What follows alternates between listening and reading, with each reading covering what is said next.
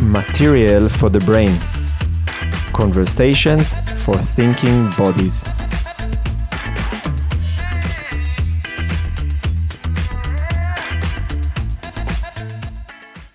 Hello and welcome to the 17th episode of Material for the Brain podcast. My guest for today is Jorge Crecis, a dancer, choreographer, and a researcher holding a degree in sports science and a PhD in philosophy through the Department of Performing Arts, Goldsmiths College, University of London. For the last 20 years, Jorge has been working to crack the secret of how to replicate altered state of consciousness through very accessible but highly effective body routines. His research have led him to create Towards Vivencia, peak performance training program that uses the most radical advancement in neuroscience to maximize training, speed up learning skills, enhance presence, and build confidence. In our conversation, we talked about the meaning and application of the word performance and the differences between athletic and artistic performance. We looked into his methodology of orchestrating rituals as a way to approach physical training.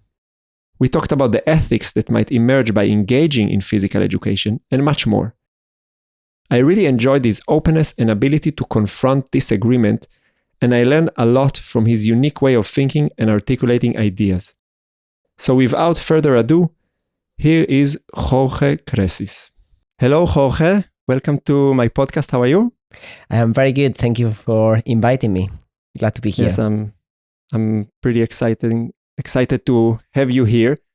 And yeah, I must confess that you're the first person that I'm going to interview that I've never met in person. And I've just came across your work and was interested in the things that you're doing. And so it's also like a certain learning experience for me. And I hope you are excited to join this dance together. Very much. This is the moment of 2020, 2021, connecting with people that you don't know from other side of the world, just to the magic of the internet. Yes, totally. I think it's definitely maybe one of the positive aspect of 2021 that I also had these experiences in workshop, having suddenly a lot of people I've never met in my life who trusted joining. So yeah, maybe we can start with if you could share a little bit like where are you right now and what are you busy at the moment in your life, and like just give me a bit of a quick intro to the present moment.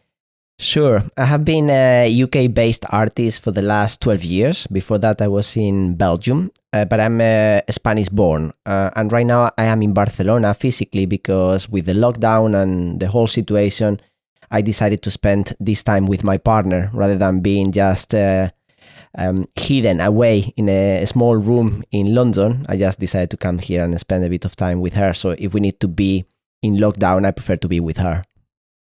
Sounds a good decision. And are you enjoying the life in Barcelona at the moment? Is it tough there with the corona? How is it going? I don't really know because around April or May, I decided that I was not going to watch the news about what's going on with Corona because the news are changing every week about what you can do and you cannot do. So I am trying to be very responsible. I'm not meeting anyone beside my partner. I am in between these four walls most of my day and don't have any interaction. I go to the beach or to nature when I can and to do a little bit of exercise, but I could be in London, I could be in Berlin, I could be in Switzerland. I don't really know where we are at the moment. So the situation here, it seems like goes in waves. At the moment, we are experiencing a difficult one. So everything is going to be closed for Easter, but I think it's very general at the moment everywhere. So comes and goes. And what are you busy at the moment professionally? Like what is occupying your attention the most with the limitation and everything?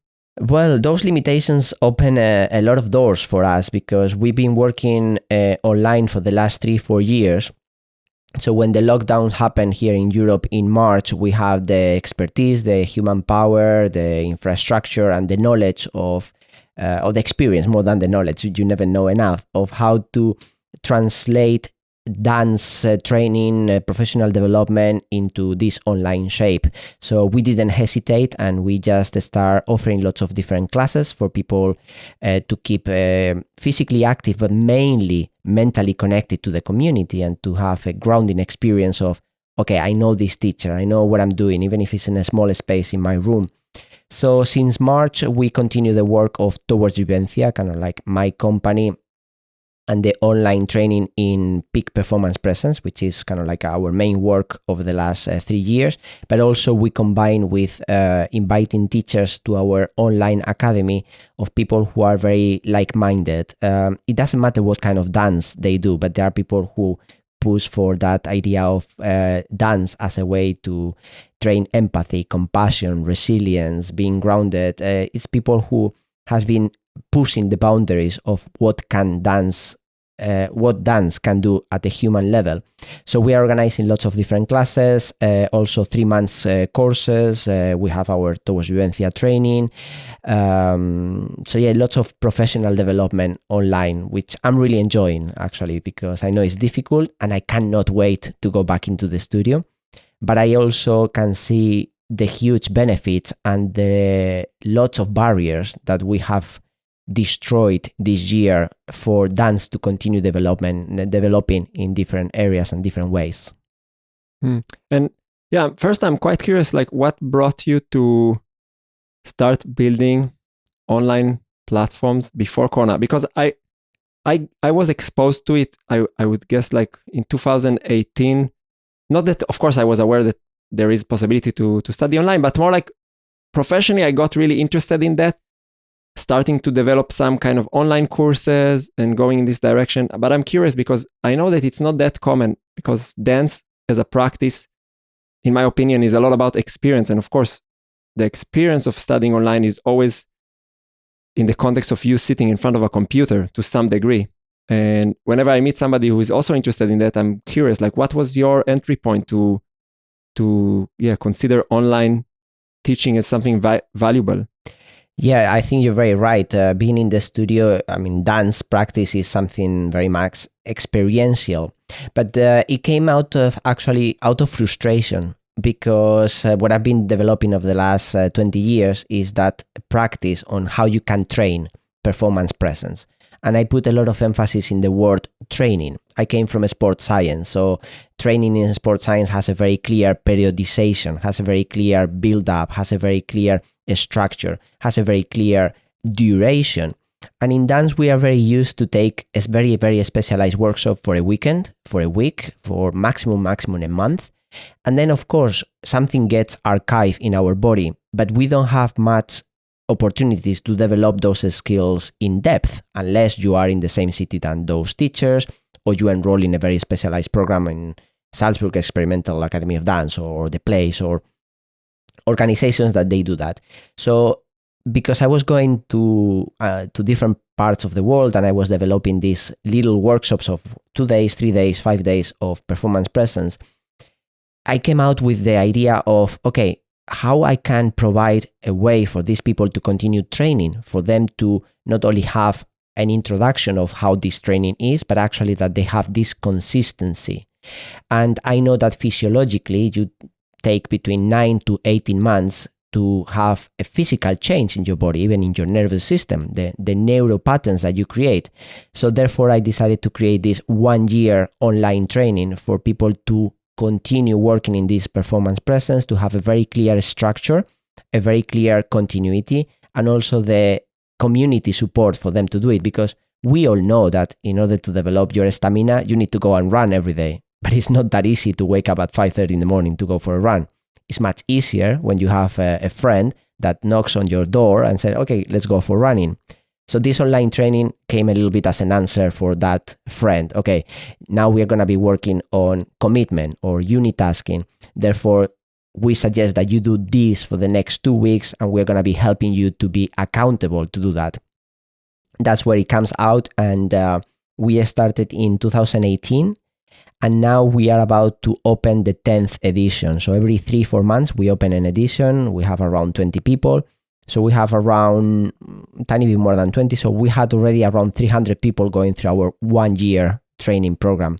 And that's how it all started online, out of the necessity of continuity and commitment and accountability. Yeah, it's something I can really resonate. And I think that, yeah, maybe that's my biggest critique about dance training culture, I would say, because I'm also practicing for several years Brazilian Jiu-Jitsu. And yeah, it's such a different perception about training in the world of martial art, especially when we talk about consistency and long-term relationship with teachers. That's something that I always struggle with, because you mentioned the Salzburg Academy, Experimental Academy of Dance. See, this is where I studied. And in a way, the structure was trying to kind of mimic, I would say, like what you would expect when you graduate and go to the scene, which was kind of a schizophrenic experience of changing every several weeks teachers, which was on one level very inspiring to keep on getting different inputs, but there was no space for registering anything. So in a way, it's almost like an experience of bulimia of information. You have to swallow everything without actually digesting, and then you know what happens after that. And yeah, I mean, of course, I'm very grateful for the experience because I've learned a lot about myself. But I think that when it comes to actual learning, not that the world of martial art is perfect. Of course, it's also there's definitely benefit of that. I would say like it's the compromise between stability and mobility that you can also analyze through the body. But hey, before we dive deeper, could you share a little bit with me, like you've mentioned sports science? Could you take me a little bit, me and the audience, through like how did you arrive to the point where you were like leading 1 year programs for dancers? Like what was your background? How did you develop as a artist, mover, teacher? Yes, of course. I don't know if many people knows this, but I never intended to be an artist. Actually, since I was a little kid, I wanted to be a dance pilot. An army pilot. And that's a great thing, dance pilot. The dance pilot, right? Yes, I think I'm gonna keep it. Actually, those magic accidents. What are you? I'm a dance pilot. Yes, no, I have some family who were in the army, so I look at it always in a very romantic way. You know, the army people were those who went to other parts of the world to help when there was a human tragedy or a natural disaster.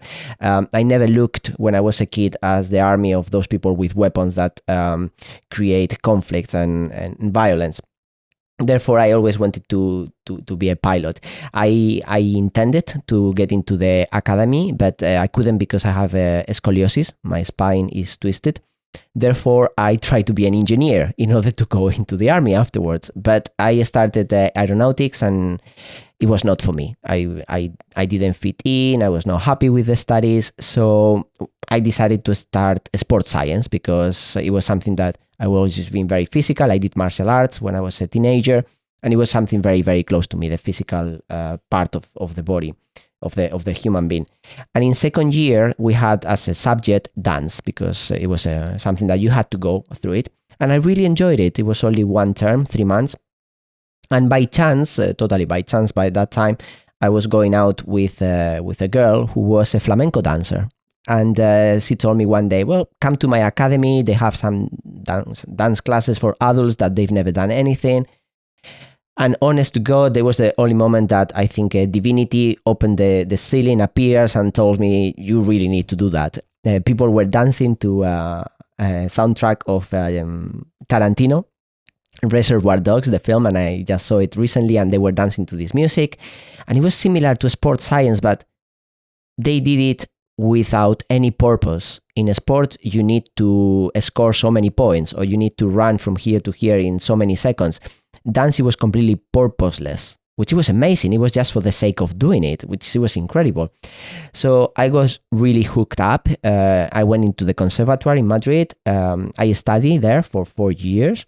And then I had a difficult situation personally in which either dance became my way of earning a salary and supporting myself, or I had to stop dancing because I needed to earn money. I didn't have the support of my family or anything. So I started doing lots of auditions, and it didn't happen at the beginning, but I was very lucky. I accepted in a company here in Barcelona, l'Anònima Imperial. Then I did an audition with a broken foot for a company in Belgium. I got the contract. That's a totally incredible opportunity. I was there for 3 years with them. And then I jumped into the UK, where after dancing for a few years, I was kind of headhunted by the place to start teaching. And that's when my research started in performance presence, literally. I started choreographing while I was at the place, initially for students, but that grew very, very quickly. And I was asked to perform at the Royal Opera House, one of my pieces for a platform for emerging choreographers. And then I started getting commissions. That work was quite successful. And therefore, I decided to stop being a teacher and start being more a choreographer. And of course, as a choreographer, you always combine the choreographing with teaching workshops. And I realized that my passion is in education, in helping other people to develop their skills. I like to choreograph, there for me is my research time into those new ideas for later develop artists. But I always said that I am not sure if I'm interested in being the next Pina Bausch, but I'm really, really interested in facilitating the way for the next Pina Bausch to exist. That's something that I'm fascinated. So this is where I am at the moment. I keep choreographing because I believe that the tools that I gather are very useful in order to create works on a stage. And the works that I do on a stage give me tools in order to facilitate the path for future dance artists, for them to take dance to the next level. So that's a little bit what I do. Interesting. Yeah, there is first, it's this kind of sport into dance. It's something that I hear more and more. Personally, I also went that path. I was a basketball player and ended up becoming a dancer. And there is an interesting tension there between the function and the non-function, which I will definitely dive deeper with you. But I want to first give you a little bit more time to elaborate on your current work towards Vivencia, which is like your project and my baby. Teaching platform, your baby. Yeah. Could you elaborate more on what is this performance training that you're doing? Yes, definitely. When I start dancing, because I start really late, normally when I got an audition or when I get a nice compliment, I never got, you're a great dancer, or Jorge, you are fantastic, your technique is fantastic. I always got the comment, oh, you have an amazing presence. And I always wondered what it was. And definitely it was something that I was first person experiencing, those moments that it was fantastic to be on a stage, which was very different than being an athlete. And therefore I started researching what it was. It was mainly when I started teaching at the place, when I had to organize my thoughts in order to pass this knowledge to the dancers that I was teaching, the students. So I started researching on how can I pass this idea of performance presence. If it's something that I have, how can I communicate on that? So I decided to start a PhD at London, just to have certain knowledge about how to articulate something that I already knew, but I didn't know how to articulate, how to talk about it, or how to create exercises about it. And it was very painful. It was only 10 years that took me to finish my PhD, but it helps a lot to figure out what it was that performance presence from this angle. I'm not saying that I have the solution, I have a solution. And I had to call it towards Vivencia because in English there is no one word that explains how to experience the experience that you are having in real time, that somehow is transforming you, that somehow you became bigger than yourself, that somehow it marks a before and after in your life. And in Spain, this is my mother tongue, Spanish, you have this word which is vivencia, which it's an experience, an event that happens in your life that marks a before and after. So I decided to call this methodology, which is the end of my research, my doctoral research. It was creating a methodology, a way to work, to train that state of consciousness associated to peak performance presence towards vivencia, because being a training, you always go towards this. You never arrive there. It's like you might train for a marathon, but as soon as you finish the marathon, it's like, okay, when is the next one and how can I make a better mark? So you always train towards. And vivencia is those moments that change you. So that's why it's called towards vivencia. And the methodology, it kind of like dissects the first person experience of those states of being as holistically as you can imagine, physically, mentally, spiritually. Even words doesn't allow us to explain that, because now we talk about physically, mentally, and spiritually, when actually there is no division between physical body, mental body, mind, and spirit, if we have a word for that.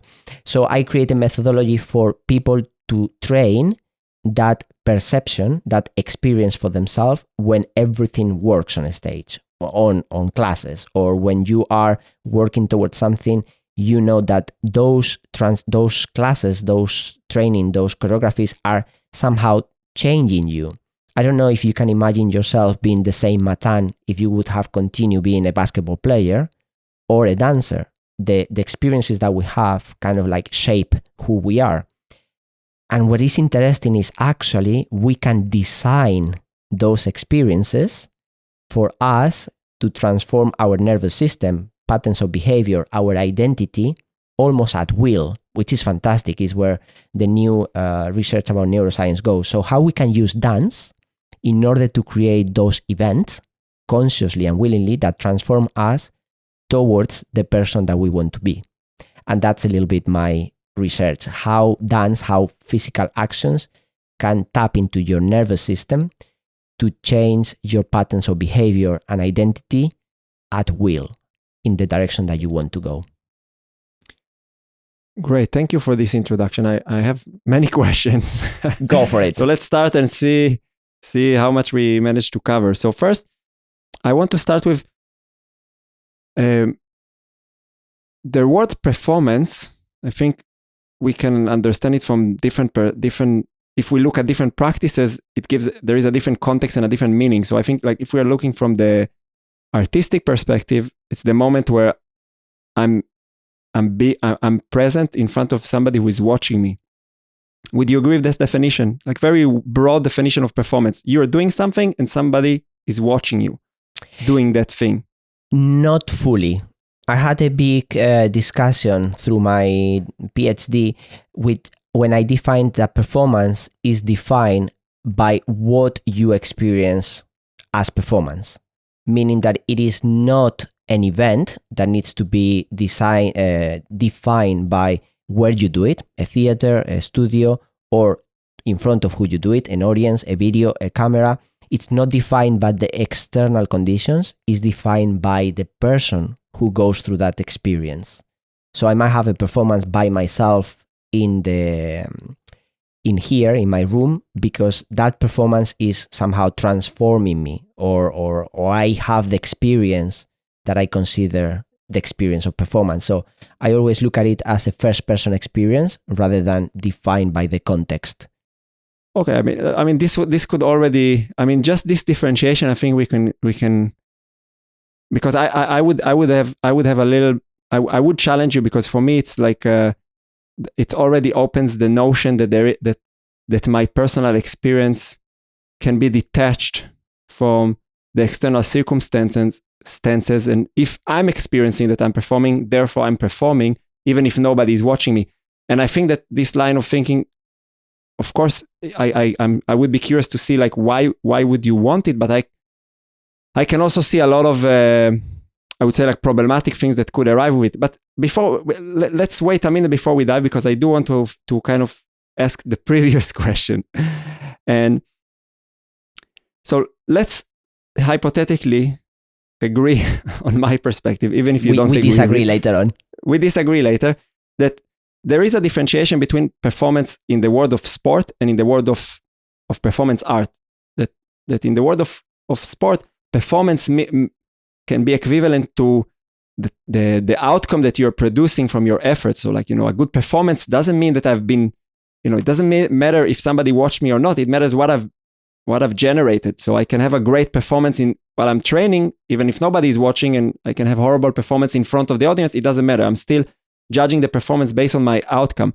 And in the world of dance, performance is always, at least conventionally, if I agree, if I again put aside for a moment your definition, is mostly related to a situation that there is a certain relationship between me and some form of a viewer. And I wonder, like, what is how do you address these differences in understanding performance within your vocabulary. So maybe it means that now you will have to elaborate more, like why did you came to this definition? Yes, it's one of those words that may have two meanings. I'm trying to find an example of another word in English that might mean two things. I'm sure it will come.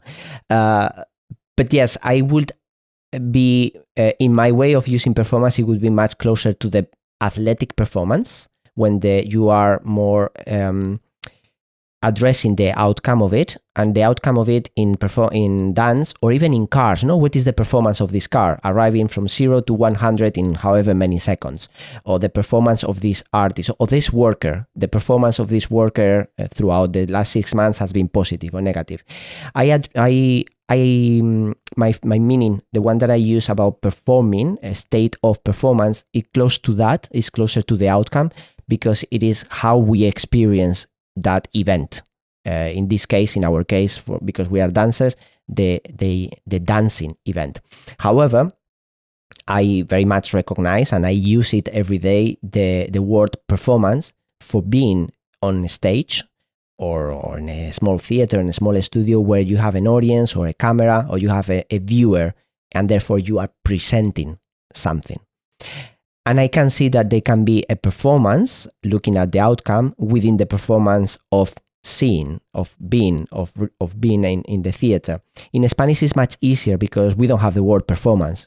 We have rendimiento, which it could be the one that is attached to the outcome, or we have a spectacle or showing or representation for that being on a stage. In English, I have for me, in the way that I look at it, is the same word with two different meanings. However, the meaning of being attached to the outcome can be look at the one inside of being on the theater. So it can be the performance of a dancer on that performance on a stage. Yeah, okay, because I'm interested in that, I think, because I see that sometimes there is a certain correlation between the two. That and I don't know, I was thinking like when I was younger, I was quite a big fan of the NBA, kind of in the area of Magic Johnson, Isaiah Thomas, Michael Jordan, all these guys. And I remember there was like, when Magic Johnson had his last game, I think it was an all-star game, and kind of they celebrated. It was after he discovered that he's positive for HIV, and he decided to quit the league, and they had kind of a last game for him in the MVP game. And of course, he had a phenomenal performance in that game. He was like playing with Michael Jordan and Isaiah Thomas like never before. And of course, like his outcome was so amazing that it made the spectacle more amazing. So there was a clear correlation between the two. And I think that, of course, in contemporary dance, performance becomes so attached to conceptions that I think that there is a certain, at least where I'm based, there is a certain shift from the idea that by developing your craft and by developing your let's say like your outcome, you can also tap into the spectacular. And I wonder, like, what do you think about that? I fully agree, with a little difference. I will go first with the difference. I prefer to disagree first, sure. And then I go with what I agree. The difference is all the time, the performance of the outcome in dance depends on the viewer. So if I perceive what you do as a dancer, but that depends many times of my background. What did I experience that day? Did I sleep well? Did I have a fight with my partner? Did I eat before going into the theater? So actually my perception of your performance is already filtered by my personal circumstances. So of course it's correlated most of the times, but not always, because a director might have a really bad day and you have an amazing performance and the director still tells you that you've been crap that day. So that's the part that I would disagree. However, the part that I would agree is, of course, when you have that internal performance that you know that this is going right, and this is what I think we don't have in dance. We don't have a criteria to define when your performance has been right.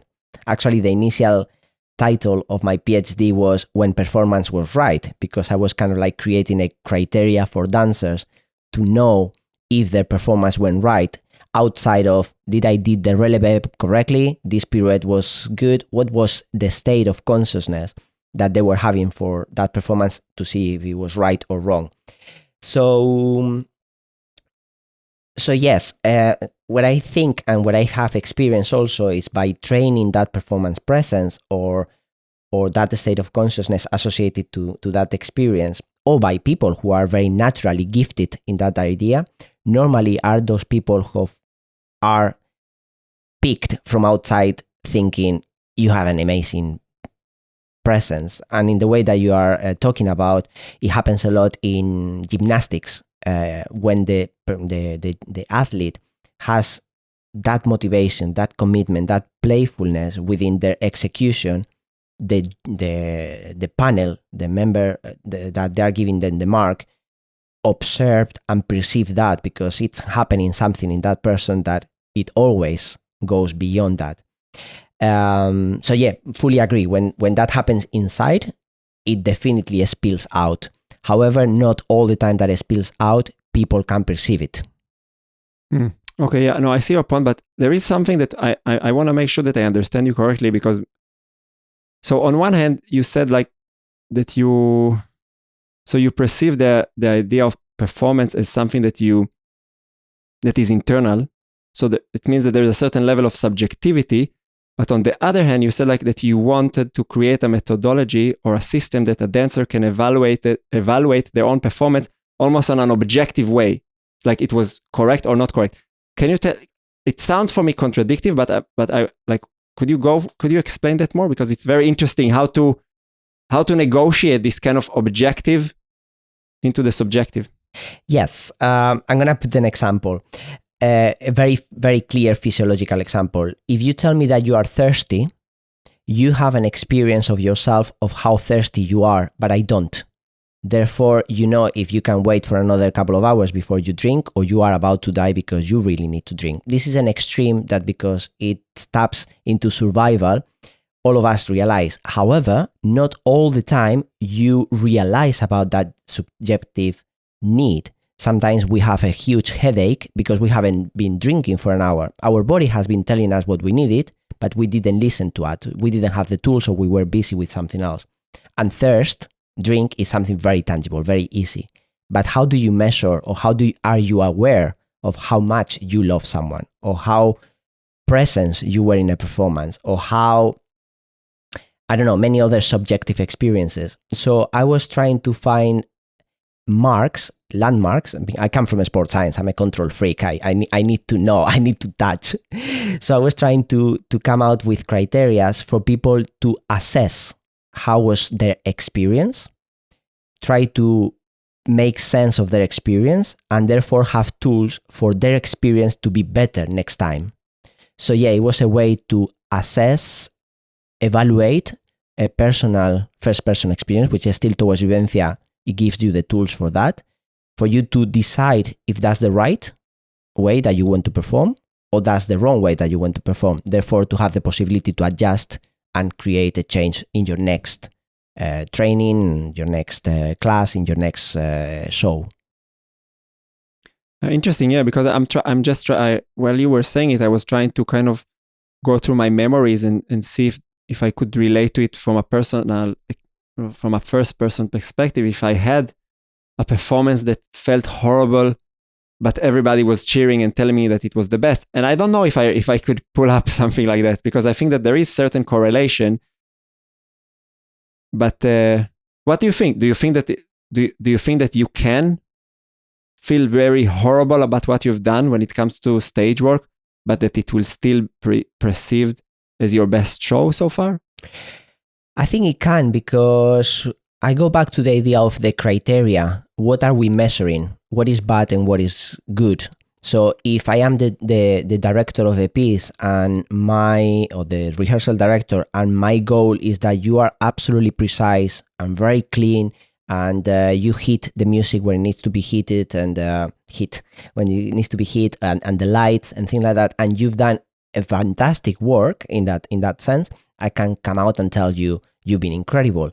But maybe as a performer, I have been thinking about my grocery shopping. I've been thinking about or I haven't been connected to the emotional side of the piece. I don't know. Depends. Therefore, we are measuring different things. Therefore, the experience could be different. So maybe you can take me a little bit through this self-assessment. How does it work? Well, the first thing is to make very clear, and this is probably the hardest thing, what is right and what is wrong for you as a performer. What are you looking for your performance? As a performer, I had it very, very clear. It had to be an experience that it was meaningful, that it was somehow transformative, that when I finished that experience, something has changed in me. At the moment, I couldn't explain, but now I know that it makes me somehow in touch with my humanity. That sounds really ethereal and not concrete, but if I had to be more concrete, when I perform, I need to finish thinking I've given it all, physically, mentally, spiritually. If I haven't given it all, my performance was not right, whatever the audience perceived that. Therefore, in Towards Vivencia, the very first thing that we do is to set up your landmark. Why are you performing? What is in Towards Vivencia, we call it your north. What is your direction towards your Vivencia? And once you have that direction, we help people to establish ways to train those skills that they want to develop, that they want to go towards. And the methodology that we use is how we ritualize performance. Because rituals, it's something that as humans we've been using for centuries, for millennials, that actually help us to transform our nervous system and to have a change, an identity level. So rituals helps you to become, in our society, very close from a single person. You go through a ceremony, through a ritual, and then you became a married person. Or in the past, from a childhood, you go through a ritual and you became an adult for the tribe. So we dissect how those rituals are composed anthropologically, what are the effects in the nervous system, for us to apply those steps into our performance, for us to go towards our right performance. I don't know if I explained it correctly. No. I think that I can follow. I am following you, and because it's interesting because I read the introduction to your book, Designing Presence, and you're talking there about rituals. And now when you kind of did this differentiation between sport and dance, and the fact that in sport science and in sport there's always like a concrete goal, and in dance we are doing it for the sake of whatever. So immediately the word rituals came to my mind. Like there is a certain quality within dance that I can associate with rituals, because also rituals are not always done for like a clear goal, but they do serve something that is bigger than the ritual. You don't enter you don't enter your wedding ceremony just because you want to be married. This you could do like on a paper. You do it because you wanna go through an experience, and dance is an experience. And so could you take me a little bit how do you do it consciously, like within the idea of dance and training, to transform it to something that would be equivalent to a ritual, that you could associate it to a ritual? Yes, no, I agree with everything that you've said. Exactly, is that it was interesting because as a performer, as a dancer, the word ritual came to me very intuitively all the time. I don't know why, maybe because of my past in martial arts, or because I was introduced very early on in my career to whirling dervish dance, which is a religious ceremony.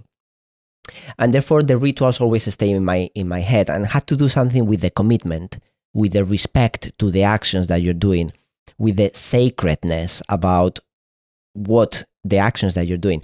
So researching into rituals, once I started the studies, I came across a sentence that I loved it, and I'm going to say it here because it is something that it changed my life. Rituals render the concept real. It's a lot of words and very complicated, but what it means is, in English, the word render, it's I don't really know the meaning specifically, I never look in the dictionary, but kind of like transform something. When you have a video, you give the instructions into the computer, and then the computer render those instructions into the final video. So it's kind of like gathering a lot of information in order to have an outcome. The outcome that rituals are having is rendering, transforming a concept, an idea. Adulthood is an idea. It's nothing that you can touch. Marriage is a concept. To belong to a gang is a concept. And those the rituals are the performing actions. So actually it's a theater in which you embody those concepts and somehow they became real. So by walking down the aisle, by taking the hand of your bride or your groom or the other person, by pronouncing the vows, by doing all those actions, you are actually embodying, going through integrating in your body the concept of marriage or the concept of adulthood. So that's how I arrived to the word rituals. And what I did is I check. As you said, it was fantastic because it's true that ritual sometimes has a very clear purpose. Adulthood, childhood became to a gang, but sometimes they are just done in order to gather the community together. The rituals of festivities of food and or the spring ritual, the rite of spring, right? So those rituals that the behavior, the ritualistic behavior within human nature, anthropologically speaking, it serves us in order to integrate a concept that we cannot understand, but we can make it real through embodying certain actions. And therefore, what I was researching is, well, actually, if I want to embody the concept of performance presence, which is a concept at the end of the day, how can I go through the steps, literally, like almost creating a recipe for me to integrate that concept and make it real through my body. So that's how I, in every ritual, there is always 3 steps, which is, I had another thought, but I'm going to go first through this, is removal from the society, from your normal context. There is the liminality. There is the moment that you are in between. So you are not a child or an adult anymore. You are in between. You are going through the ritual. And then you have the reintegration when you go back to society as the new adult. In performance, if you think about it, it's very, very similar. We kind of like remove from society. We switch off our phones. We put our costumes, our makeups. We go into this silence with only the people who are going to be in the theater show, in the dance performance. We go into a world that doesn't exist. It's almost sacred. We go, I don't know if you had that experience, but every time that I step into physically on a stage, something magical happened. It was only 2 centimeters from being outside of a stage and inside of a stage. But that step, it marked a massive change in my universe. I was into another universe. The liminal state is the moment that we are dancing, that we are in this piece.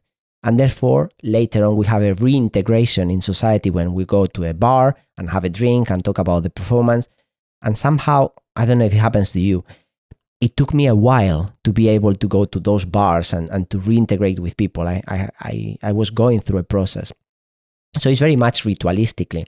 The only thing that I've done with towards Vivencia is take those steps and tailor them to render the concept of performance or any other concept that you want to achieve, which is your Vivencia, and to create as choreographers, as creators, the necessary steps, the necessary physical actions for that concept to become real. Very interesting. Yeah, I mean, first, I think that in my own choreographic practice, I was always very interested, especially working with students, because that's what I've been doing recently, working with students on preparing them to go to stage. For me, it was the most interesting part. Like, how can I create a system that within it there is a certain commitment from the dancers towards what they are doing, rather than a certain. So the importance is not the creation itself, but is how we prepare to the event of presenting the creation. But where the point that I'm a little bit struggling and and maybe it's my internal struggle, and it would be nice to address it with you as well, is that when you're talking about, the like I went through, I was born in Israel, I'm Jewish, I went through this ceremony at the age of 13 that is called bar mitzvah, which is this kind of going into adulthood, and there's a big difference, I think, with the engagement of, let's say, the community around you when you go through such a ceremony. And of course, I've done also other ceremonies in my life. And the moment that we're in the theater, because dance nowadays, especially in the contemporary dance world or even in other performance scene, there is also the social context is that most of the time we don't have a personal relationship with the audience. We don't know them. They come with many different expectations. Some are coming to be entertained. Some are coming to, just judge what is happening on stage. Some are coming just to have this kind of social affirmation that they have a certain social status of art consumers. And maybe that's why that's maybe the reason why it's so hard to reintegrate yourself after going into this sacred place, because sometimes, I've been on the audience side as well. Sometimes you're sitting on the audience and you're just like, okay, I came here because I need to show my face in this theater, and like I'm not very interested in watching anything. Or sometimes it might happen during the performance. But when you are doing, I don't know, like when you want to join a gang and everybody is there to kind of see if you, I don't know, do the courageous thing that will make you part of the gang, everybody is with you. Everybody's engaged with you. So yeah, what do you think about it? Because sometimes I feel like it's almost that the performance becomes more important for the performers than the audience who is watching because of that. And then like, does it affect the actual ritual when like, you see what I'm pointing out? Definitely. That's why we somehow created the 1 year training program, because I fully agree with you. While you're going through the bat mitzvah, or I don't know if I'm saying it correctly. Bar mitzvah, but it's okay. Yeah, there's also bat mitzvah. This is for the ladies. I see. Well, when you go through that ceremony, or a marriage, or belong to a gang, as you said, the community surrounding you knows what are your aim, what is your transformation that you're going through through the ritual. When you go into an audience, it's very much unipersonal. I go to the theater for a reason as a member of the audience, and you might have a ritual as a performer or not, but I'm not sharing. I am not part of your ritual. That's why I said before that performance also is a very much a personal experience, because for me, performance is attached to that transformation. The idea that is someone witnessing or not, it might help me or not, but it's a little bit outside of my own ritual, or it might be attached to it if the community are going through that with me. So that's why we created a little bit towards Vivencia, for the people to be able to design their own rite of passages, and by the end of the 1 year training, they perform with us this rite of passage. At the beginning, we normally gather. The first time that we gathered was in Barcelona, and people from different editions came and they performed their rite of passage. We were supporting them. We actually removed them from the society from the day that they were going through the rite of passage. We didn't talk much to them, or they had their space container. They went through that rite of passage for that transformation, and then afterwards we celebrate with them that transformation, that passage. But yes, you're very right. In the theater, as we have it right now we are tapping into why dance exists as part of a market, and I extremely agree that needs to happen, because I think it feels it's a great service to society in many different ways. But, and this is the huge goal in my life, the more I spend in this profession, the more I think that dance is not only to be witnessed, which I think is important, to be amazed by those amazing dancers that they train all their life, and those amazing choreographies that inspire you and make you believe in humanity. So that's the witnessing part. But I strongly believe that dance is mainly to be experienced.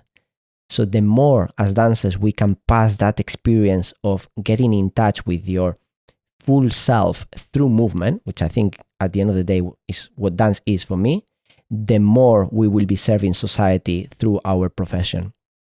So I'm answering two things at the same time. The ritualistic side been the first person experience and therefore is not shared in traditional theater spaces. Fully agree. And I believe that this ritualistic side of dance can be passed to absolutely everyone for them to experience and design their own dance, transformative dance. Yeah, I wonder, like I'm not that familiar with the history of dance altogether, but I wonder like when, if or when or how this kind of transformation from dance as something ritualistic that is being experienced by the community, when it became something that is there to be watched for the sake of entertainment, for whatever reason. Because I agree with you that it's more from all the performing arts.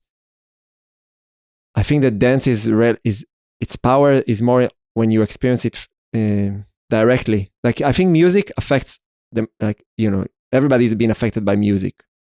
Maybe it's a bit of a hard statement, but I can stand behind it. I think I never met somebody who doesn't have a relationship with music, but I met many people who are not interested at all to watch dance, and I think also the more dance goes into the realm of abstraction and where the concept becomes more important than the action, it becomes more interesting maybe for the artist. And I definitely have my share experience with that. I'm working in Vienna, and every time I created a piece here, it was always based on more theoretical research. But for the viewer, sometimes it just becomes less and less relatable.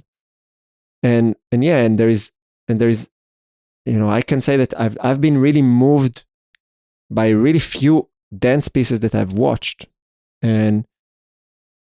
but dance changed my life to some extent. So how do you approach that?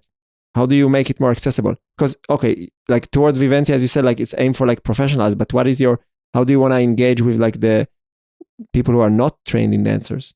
In dance at all? Yes, I'm gonna answer first the idea of where dance became kind of like a product to be consumed, and I don't know the history as well, and I'm not gonna get into that because I'm sure I get it wrong. But I want to say that I strongly defend that those conceptual abstract work needs to continue existing, because for me it's somehow the research and development of the art form. It's almost like when you are in a big company like Apple or any other ones, you have those people in the basement that no one knows what they're doing, no one understands what they're doing, but after years of work, they bring out a phone that you can manage with your fingers instead of with a keyboard. So I have the feeling that dance, conceptual and abstract dance, is really important to keep supporting it, not mainly for mass consumption, but for the advancement of our craft. And then feed into that how far we've gone into the knowledge of the body, into the knowledge of the emotional state of the human being through movement, of the conceptual thinking, rational thinking, mathematical thinking, logical thinking, rhythmical thinking through dance. How far we've got through all those research for us to pass that experience in a much more accessible way.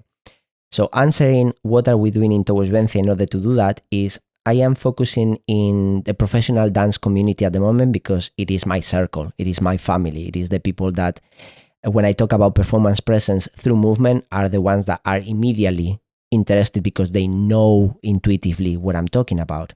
But something that I want to start building with the time, and what our book is trying to address, is to make that in a way that the bodily experience, it is not only reserved for the the virtuosity of movement. It can be approached in many different ways. So more and more, the more we go through Towards Vivencia, the more people who are not dancers are coming to our 1-year course, because they are the parents of, or the boyfriend of someone who has come through our workshops, or someone who has heard about us and is interested in that idea of movement. And right now, we are going through a process that we are creating the first cohort of trainers. So we have a group of 10 people who are incredible, and they are going to be people who are receiving the methodology of Towards Vivencia, and they will be able to teach it in universities, in schools, in companies. And one of the goals, we are talking to different partners for them to be able to pass this methodology, this bodily experience, to people who are not dancers. And it's a lot of barriers because people, when they talk about dance, they think about this abstract, non-accessible thing. So we need to mask it somehow to talk that we are talking about the body, we're talking about movement, how cross-lateral movement increase your motivation, reduce your stress. So actually we need to start learning their language for us to be able to pass them on something that is important for them. But we don't have the language, most of us, because we are used to our community. So actually we need to translate it for them first. Created experiences that are highly enjoyable, because actually this is a reward system. The more you enjoy and the more you see the results, the more hooked you will be to that. And that will be our duty, to translate those experiences and make people maybe not dance as we know it, as creating dance shows, but design, as choreographers, that's what we do, design movements for them to tap into those states of consciousness or emotional states that we want. A quick example. I can imagine this high executive of a huge corporation receiving the call of his life that he achieved an incredible goal for that company or for himself. Most of them, the first thing that they would do is to hang up the phone and start jumping and moving their arms, and it's a physicalization of that emotion. So what about if we approach that in a different way? If you want to feel happier, if you want to feel more empathetic with your employees or with your partners, if you want to feel more compassionate to your clients, if you want to feel more motivated and less tired, let's design the movements that you need as a provocation, as a trigger, rather than then appear as a result of your situation. When someone is sad, normally the shoulders goes down and then you start walking in a heavier way. So as choreographers, we can design movements that actually have the opposite effect. So it's not the emotion that affects your body, it's the body that affects your emotion. Yeah, I mean, I just want to go back before I react to that I agree with you that on the point that we should preserve space for dance to be researched in a very abstract way. I didn't argue that it's not necessary.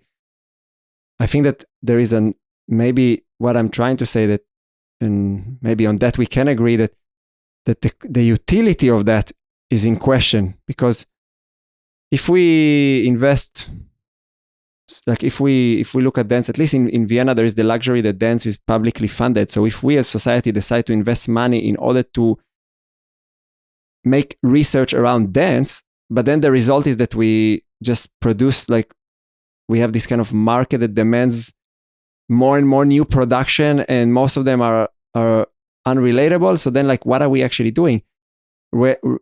Rather than investing the money in giving people the space to do this abstract research and not expect spectacular results, but let this resonate later and find the integration back into society in ways that are not maybe linear.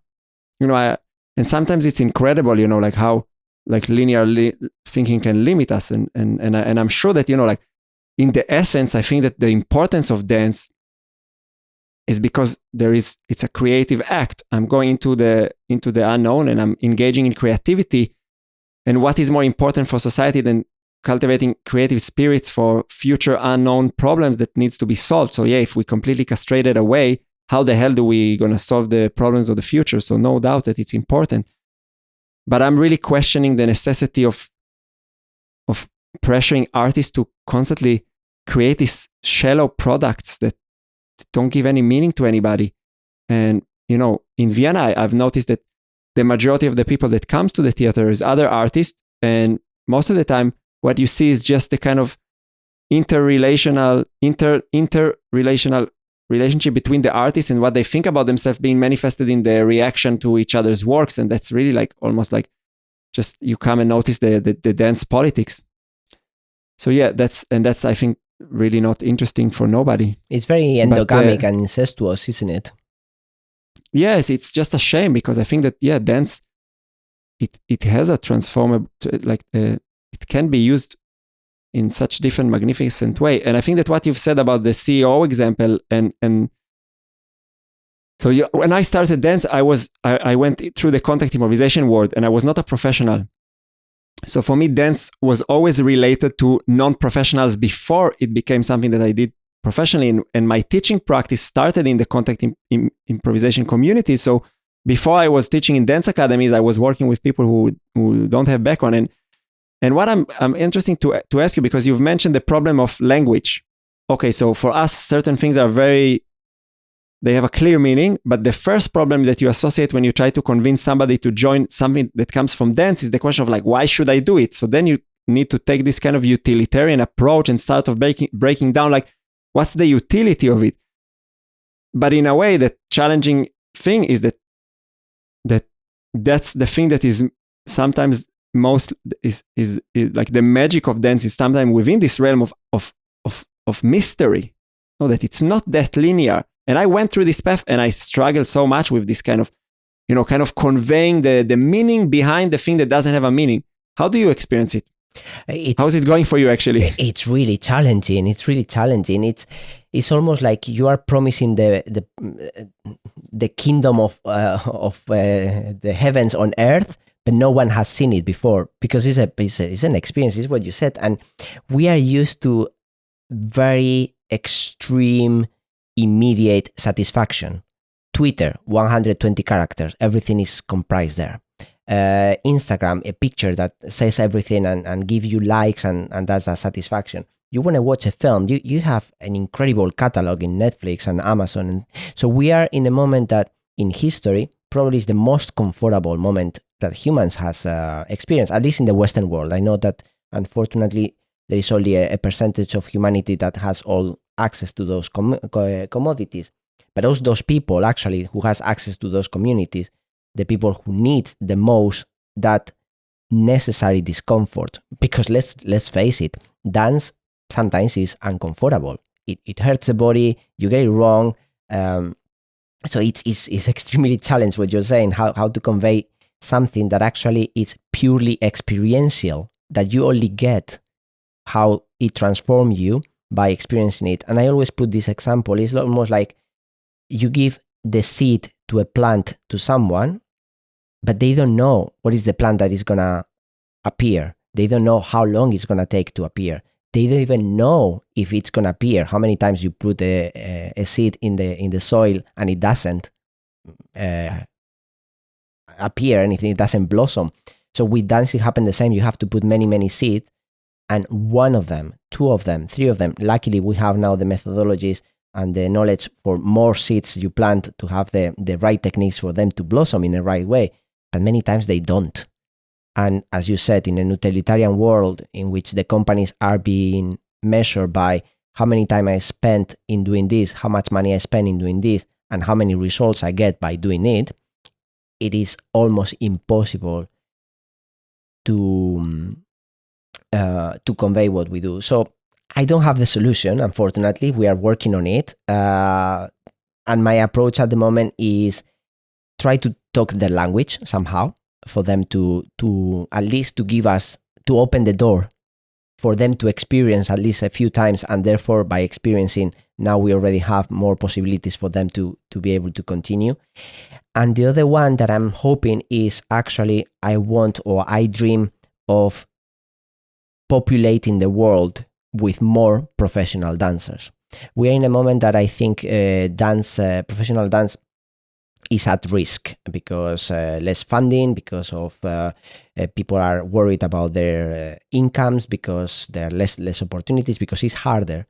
But the more people they go through a professional training, which involve also to have those experiencing of performing and creating those abstract, non-accessible performances, those transform us.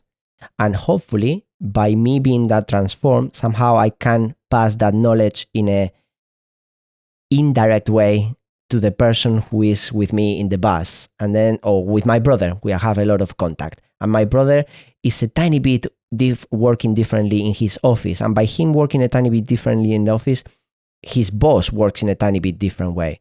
So the more professional dancers are in the world, I think, hopefully, our example, just by being different, it will start spreading And I don't think it's one or the other. I think it needs to be both at the same time. So we need to pass that bodily experience to more and more people, but also we need to advocate for more professional dancers to have the possibility of keep training and keep developing those skills. That takes really long time. You cannot do that in 3 years in seats or the place. It's a long time career for them to infect in a good way. Now it's very, very current to infect, to populate the world with those state of beings. Mm-hmm. I think there is also another kind of maybe inherited challenge. Have you heard about this big 5 personality traits from like this module from psychology? I don't think I have. Okay, I mean, I will try to give the example that like there is a certain correlation between personality types and kind of the type of profession and position that we will find ourselves. And I think that the dance, for example, and generally art attracts people who are open, who have a like a strength in trait called openness, which is basically that you're open for new experiences. Because I think, you know, like in dance, it's like when you're doing dance training, it's quite obvious that you have to be open because you're going to go into the unknown. And this is also a personality trait that will be typically found in the world of entrepreneurships, you know, like people who are trying to set up a new business, like you have to kind of dive into the unknown. But on the other side, like managers, people who are finding themselves in high-end position of management are typically people who are more conscientious. And there is a certain correlation between that and kind of lack of trait openness. So it's people who are very good in doing exactly what they need to do, but they are not very open to new experiences because they want order, they want a structure. So then it's also like, you know, like it's hard that when you like, you know, I've been kind of approaching with my work many, you know, human resources managers who are like, you know, people who are head of taking care of their employees, but very often those are the people that are not so open for new experiences. So they want the efficient solution that is already tested, that is known, in order to, you know, like improve that eventually that it could be measured. You know, like, okay, we've brought this training, let's say we took towards Vivencia, and now our company performs better on the graphs. We can show the investors, and that's, you know, like, I don't want to sound like I'm like a kind of argument against our current economical system, but it's definitely plays a challenge when it comes to evaluating experiences, no? Yes, definitely. It's a very, very difficult position, but I have the feeling that just by the fact that you and I are having this circumstance, something is changing. People are more and more open to different experiences. People are giving importance to different things now at the moment, and it's gonna be a very gradual change. But I have huge hope in humanity, blind faith. And I have the feeling that we are moving slowly in the right direction. And it's going to be slowly. And if I can contribute with Towards Vivencia very, very little to that future, my job is done in this world. I'm not expecting to change the world radically because I don't have the power, I don't have the knowledge. I don't think I will be able to. But if I can contribute a little bit towards that direction, my job is done. So that's I will be happy with that. But what is it? But you know, I'm also interested, like, you know, but what is it personally for you? Like, what is it the thing that you know, like, because I think many times, and I can really resonate with it, because for years I've been carrying this kind of you know, flag, like, okay, you do dance and you affect your life, and kind of trying to find the link between what we do in the studio and how it really affects our behavior. And yeah, but I wonder what is it for you that you're searching within your own practice to change? Like, what is it? What is the thing that you're trying to use dance for yourself? For myself, something that has helped me is I'm gonna be talking in a strange vocabulary that it's not very concrete, but I will try to make it as concrete as possible. It has helped me to develop my consciousness. What I mean by consciousness is that quality that we all know that we are we. So you know that you are sitting where you are, that you are in the space that you are. And by the memories that you have, you know that you are the same person that you were 10 years ago, even if every single cell of your body has changed. So there is a relationship of identity, of who I am. That consciousness, somehow it has helped me to look a tiny bit, expand that consciousness, as concrete as it sounds, knowing and having that experience that every single action that I do has an effect, a knock-on effect in the context and the environment around me. And I'm talking about the environment, climate, but I'm talking also about the people who are around me, and everything that is happening. So dance has helped me, and my body practice keeps helping me of being really conscious of what my actions are and the enormous responsibility and response ability, the ability that I have to respond to the things that are going around, for me to create a world, or the world that is around me, a bit more ethical, a tiny bit more responsible, knowing that my actions are not just stopping in what I do, it always have a knock-on effect in everything that I do. And dance has helped me immediately with that. On contact improv is the perfect example. What you do has an effect on the person that is with you. How much you train has an effect in the person that are around you. So yeah, developing that consciousness to develop my responsibility with the rest of the world. It's interesting. I mean, the first word that comes to that I take from what you said is the word ethics, because I think that's a big thing. But I'm personally going through really like I'm almost 40, so I'm a bit before this kind of midlife crisis. I probably am right in the middle. No, but I think I guess that for the majority of people who were working in the world of dance, Corona offers this early life crisis, because we really have to question, like, what is it? How can we fit it into this new reality? But yeah, I also had tons of personal experiences around that I was really questioning, like, what is the value of living in relationship to your body? Like on my website, if you enter my website, it's written like, you decide how you age, research your body, like kind of very clear message. And I do still stand behind it, but the more I'm living like this, I'm really trying to break it down. Like, what does it give us, all this body knowledge? What does it give us, this sensitivity to? Because, okay, you've mentioned the word ethics. Like, that's so like we can argue about it the whole night. Like, what is ethical? No, maybe not. Do you know what is the? Let's start. Yeah, let's start very, very simple. Do you know what is the I think it's Hippocratic oath that the doctors take as soon as they start practicing medicine? Not by heart, but my wife is coming from a doctor family, so kind of I'm quite familiar with that. Somehow the very first thing that they promise is, first, do no harm. It's as simple as that. So that's the first thing. Of course, in medicine is really difficult, because you encounter a situation in that you're about to deliver a baby, and then you need to decide if you save the life of the baby or the mom. It's extremely difficult, where you don't do harm, and those decisions are very difficult. But I think this is a very simple starting point. And if in dance we start approaching that as a very basic initial ethical code, first, do no harm. First, do no harm to others or to yourself. Then we can start applying our work in order to improve the ethics of our context. So I don't think it's that big.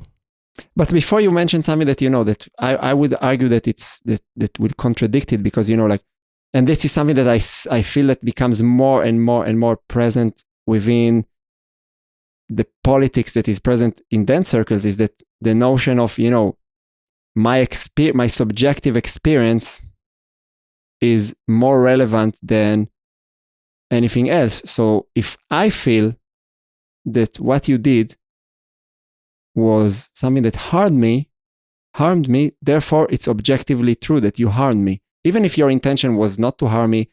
If I perceive your touch as an improper cross of my boundary, that's it.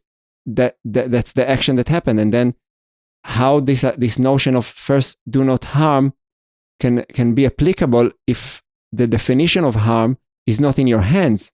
It's just in the hands of the one who is perceiving. And this becomes like super tricky to negotiate because, then, of course, I don't think that anybody, I would say that everybody who is kind of intuitively is like not psychopath and would agree that I don't want to harm anybody. Only crazy people, psychopath people will want to harm others. So of course it's a good base, but again, this subjectivity and also what you said, like if you experience it as a performance, there is a performance. How would you negotiate this tension? I find it very complicated. I would not agree that it's a simple thing. Although I think that we can have a discussion on what will be a maybe more, like a better path to start talking about ethics and morality. But I think it's hyperly complicated. It's very complicated, the application of it. I fully agree. And that you operate from a place, from an ethical place, doesn't mean that always your actions are going to be ethical. As you are saying, I might touch you in a way that I think is ethical, but I might get it wrong. And therefore, I believe that it's an education, it's a training, it's something that we need to develop. That's why I think dance comes in, because you don't take a class and everything is solved. It's something that you start learning. Correct me if I'm wrong, but I guess because I'm not super familiar with the contact improvisation. I practice it, but I'm not super into the community. But I guess that the people who has practiced for many years contact improvisation has an integrated knowledge of how the touch should be, how much weight you should give in order not to harm the other, how much you support that if you've developed your skills properly. Am I correct? Yeah. I can argue. I can argue about anything. No, I'm kidding. Me too. I agree. I can agree with that. But I think that now you're looking at it as something that is like, I think it's much more measurable because we are talking about physicality. But like you mentioned, like you said, like I don't want to harm you. That's my intention. I don't want to harm you, but I touch you in a certain way that you perceive as harmful, and then you correct me, and then I accept, okay. But in many situations, our subjective experience can be completely disconnected from reality, and that's like that can happen for everybody. In everyone's life, you can find this example. And also, like if I'm entering a space, let's say I'm entering a contact jam, let's take contact for example. I come to a first contact class in my life, and then somebody is suddenly touching me in an exercise.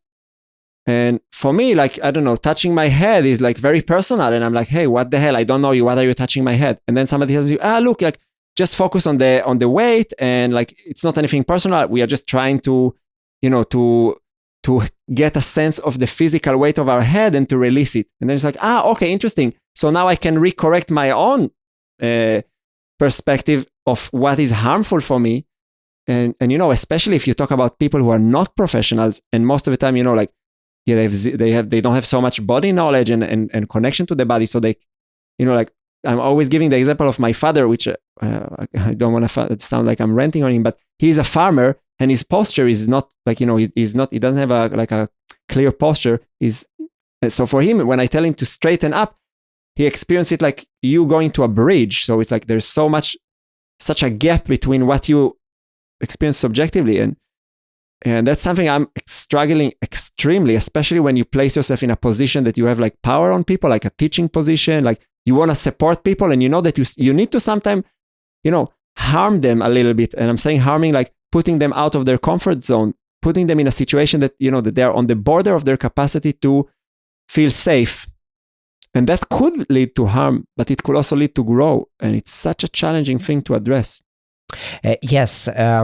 Two things about that. I fully agree with what you're saying. But when we were talking about developing your skills, as I said, I think dance is a great school of knowledge for you to develop this ethical knowledge, even if it's just in an integrated way that you don't realize. So the more you experience dance, I want to believe that the people who wants to learn, who wants to develop, will have the chance. There are some people, as you said, that because of their background knowledge or something like that, that they are close to do that. And we know people who has been involved in the dance world who has been continuously harming other people, but probably because their goal was not to use dance in order to develop that skill. Mine is. And the second thing that I was thinking when you were talking about that, I forgot what it was about. You were talking about the position. The position of power when you're leading people. Yes, the harm. I think we need to, it's very, very, very, very, very important to make the differentiation of which harm it's pushing the boundaries in the way that you are breaking them. Therefore, the harm is permanent, or harm that it's necessary because by healing, it's a harm that actually what it does is shake, it doesn't break. And I'm going to give the example once again of the doctors. The doctors, it really poke our skin with a needle, and that is harming in order to put something in our body that it will be better for us than if they wouldn't done it. So in sports, the very first principle is actually there is micro damage that you do through training. So you actually start breaking the muscles. For them, when you rest and digest the nutrients, actually the muscle grow in a way that it became stronger. However, if you push the boundaries to a way that damage, it is not micro tissue, but you ripped the fibers, that muscle doesn't work anymore. So as teachers, we have a huge responsibility of keep learning and developing how much we can push those boundaries of our students and how we create a safe container for, of course, to create discomfort and getting them out of their comfort zone without pushing the boundaries to a moment that we break them and there is no way back. And I think that is the limit, the moment that there is no way back. Yeah, 100%. And I think that, I've had this discussion with already several people here on the podcast and definitely outside of the podcast in my life. And I think that it's like, I haven't come across yet of, let's say, a systemized way to approach it or a principal way to approach it. And I've always been surprised by individual reactions and by my lack of ability to actually be as sensitive as I would like to be to the individual needs. And I have a friend who told me, that's just part of life, trauma, it's as sad as it may be, as sad as it may be. And here I would say he's not a pessimist and not an optimist. He's really a realist. Is that look, that's part of life and that's how we grow. Sometimes, you break your leg. Sometimes somebody breaks your heart. Sometimes you get traumatized and it's part of the story. And yeah, I don't know. I mean, I had my own personal story with my wife that we went through a point in our relationship that was really, really traumatic for both of us. And I could never imagine a good outcome of it. And now 5 years later, it's like you look at it and you say wow, this trauma was important. It's like, what have I learned? But and this is where I am, in the world of contact improvisation, when we look at the physicality, not when we look a bit, I put aside the emotional and so then I see the tendency to always be attracted to too much softness and caring too much for the body. In the world of jiu-jitsu, there is a lot of emphasis pushing the body and this fine line. Maybe that's why I'm attracted to different communities, because then I can kind of, find my own little way to play with it. But I wonder, did you try ever to, because it seems like you're a person that has the talent to create modules and system. Have you tried to approach that as well in your pedagogical practice? Yes. When you were talking about it, I was thinking that actually the key of those traumatic experiences is to have the tools to transform them into something that you want to have an outcome positive for you. And I remember that the most intimate relationship that I had towards Vivencia, it's me not feeling enough all the time. it was a trauma because I didn't talk to my father since I was 23. We had a big fight, and I've been always feeling that I was never enough. I was very small, and therefore I had to be taller. I was the youngest one in this company, and I didn't know enough about dance. I was a Spanish teaching in England, and my English was not good enough. So I had lots of little traumatic experiences about not being enough, and a big one in a relationship with my father, which we had a huge fight and we never spoke again. So through Towards Vivencia, by ritualizing my actions, I knew what was the outcome that I wanted to have. It was not adulthood, it was not getting married, it was feeling enough. So I created my own ritual in which I was training for 2 years to go through this transformation. And I have to tell you, it was not overnight. It was not, I did my rite of passage and the next day I was just the most incredible person. But something has changed. I have had the tools to personally transform my trauma, or used that traumatic experiences for me to create a new Jorge, a new identity, a new pattern of behavior that uses that vulnerability that I've learned through that traumatic experience, and now makes me more empathetic, knowing that I still have a lot of work to do with myself, but where I am right now, I am enough. I am okay with who I am. I am really happy with who I am, knowing that I still have a lot to accomplish in my life and to get better at it. But just knowing that there are things that I need to get better at it makes me very happy with who I am, because I already know that I have something to improve on. So I know that I'm not perfect, but I am happy knowing that I'm not perfect because I know where I'm going. I don't know if it makes sense. Makes sense at all.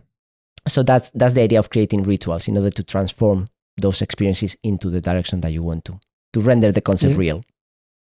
Yeah, no, it's great. And I think what I hear about you describing your own story with your dad, because I'm sure like that many people can resonate that the relationship with the parents can trigger many strong things, is that you don't sound for me like resentful about that, and with some kind of gratitude. And I think that's for me maybe the most inhibiting emotion when it comes to actually using trauma, is that it's very easy to become resentful.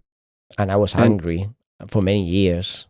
Yeah, and in a way it's quite natural, because life can be really challenging, and it's so easy to become resentful about things that happened, and like feeling kind of like and sometimes I feel like, I don't know, it's just a thought that comes to my mind, so that sometimes I feel that being really resentful must also kind of, or can only exist when there is a certain narcissism, no? Like that you kind of like, because you're resentful because something happened to you, and why did it happen to me, or why they did it to me? It's almost like you first start with this idea that you're so important, and therefore, like, why should you experience that?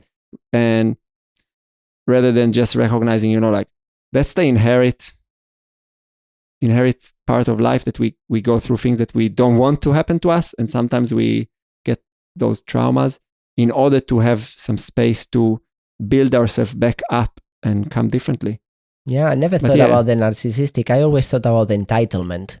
I definitely feel much better when I feel that I'm not entitled to things. So yeah, I think it's quite similar, no? Yes. Like entitlement and narcissism. Yeah, yes. Like you can find the line. Hey man, like I'm super enjoying conversing with you, but I also want to give you some space to, share with people who are listening, like where they can approach your work, or like what's the next opportunity to kind of meet the things that you're doing in, let's say, in the first person experience. Sure. Thank you for the opportunity for that. Well, during the Easter holidays next week, I don't know when this is gonna be aired, but the 1st, 2nd, 3rd, and 4th of April, we have created an event called The Brain and the Dancer, in which I will be leading a 4 days workshop dissecting the neuroscience, the anthropology of rituals, and the cognitive and philosophy behind the peak performance experiences. We will have a Wayne McGregor company talking a little bit about how they use the mind, Akram Kam about how they use the spirituality into the consciousness as well, and we will have a manual therapist talking about the nervous system of the freelancer. And from then, we are building immediately into the next edition, the 1-year training program of Towards Vivencia, which will start at the end of April. So if anyone is interested, we have 20 places.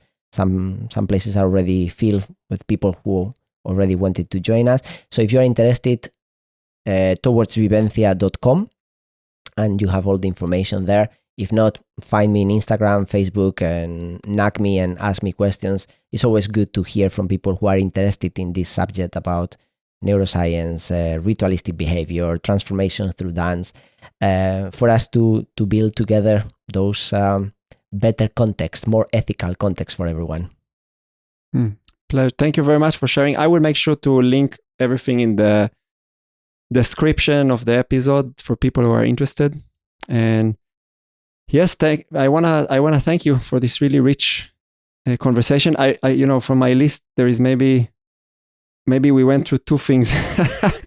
So you can expect coming here again, my friend. It's really nice to get to know you.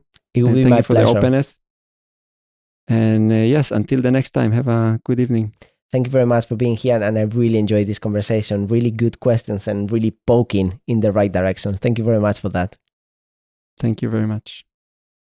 If you want to see more precious and insightful moments, make sure to check our short clips playlist. To see longer interviews, check out the full episode playlist just below it. And to be notified for all future videos, click the subscribe button and don't forget to hit the notification bell. See you on the next episode.